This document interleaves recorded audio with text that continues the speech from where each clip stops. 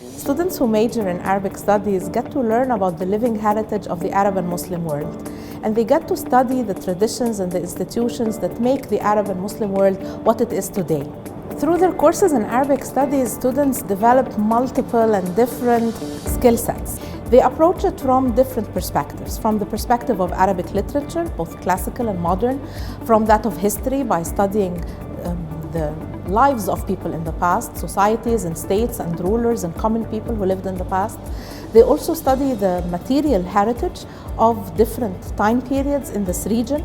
So they study the buildings and the artifacts that survive, and they also study the theology of Islam. They learn how to analyze different types of writing, different genres, whether historical writings or literary writings or theological writings.